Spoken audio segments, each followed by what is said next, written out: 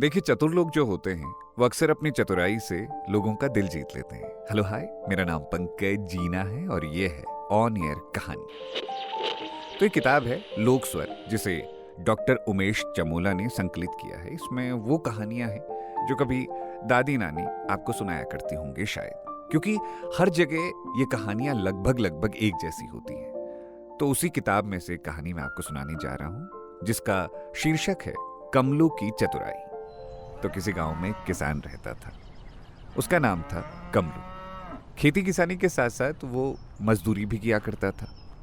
उसका एक बेटा था, उसका नाम था संजू। अब कमलू ने संजू को पढ़ाया लिखाया और संजू को शहर में नौकरी मिल गई।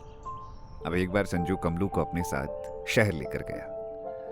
संजू के साथ रहते रहते उसने भी कुछ अंग्रेजी के शब्द याद कर लिए। शहर में रहने के कुछ दिनों बाद कमलू गांव वापस लौट आया।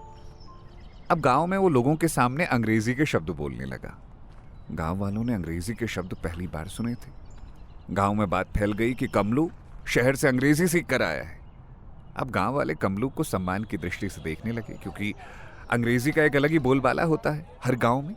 तो एक बार एक अंग्रेज घूमते घूमते गांव आया। अंग्रेज ने गांव वालों से कुछ पूछा। वो अंग्रेज की बात नहीं समझ पाए। उन्हें कमलू का ध्यान आया। उस समय कमलू बाजरे की रोटी को पिसे हुए नमक में खा रहा था। उसने एक रोटी पिसे हुए नमक में अंग्रेज को खाने को दी। रोटी को देखकर अंग्रेज बोला, व्हाट इज दिस? बाजरे की रोटी मां, लूण पिस। घबराहट में कमलू बोला। अंग्रेज समझ नहीं पाया कि कमलू क्या कह रहा है। अंग्रेज ने कमलू से और भी सवाल पूछे। कमलू समझ ही नहीं पाया कि अंग्रेज उससे क्या कह रहा है। उसके मुंह से अंग्रेजी के जो भी शब्द छूटते वो कहता जाता। कमलू के शब्दों को सुनकर अंग्रेज झल्ला गया। उसने कमलू को जोर का थप्पड़ दे मारा और वो वहां से वापस चला गया। अंग्रेज के जाने के बाद गांव वाले कमलू से बोले, तू तू हमें अंग्रेजी के दो चार शब्द सुनाकर बेवकूफ बनाता रहा। आज अंग्रेज के सामने तेरी पोल खुल गई। तूने इतनी गलत अंग्रेजी कही कि अंग्रेज ने तुझे थप्पड़ मार दिए। अंग्रेज मेरी अंग्रेजी से प्रभावित हुआ। वो कह रहा था कि जब मुझे इतनी अच्छी अंग्रेजी आती है तो मैं तुम जैसे अनपढ़ लोगों के साथ रहकर अपना जीवन क्यों बर्बाद कर रहा हूं। वो तो मुझे अपने साथ ले जाना चाहता था। मैंने ही उसे मना कर दिया, इसलिए नाराज होकर उसने मुझे थप्पड़ मारा।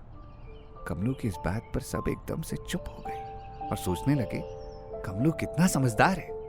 तो दोस्तों, असल जिंदगी में भी यही होता है। अगर आपका दिमाग तेज चलता है तो कितनी भी विपरीत परिस्थितियां आए, आप आसानी से उससे निकल सकते हैं। ये कहानी आपको कैसी लगी मुझे जरूर बताइएगा।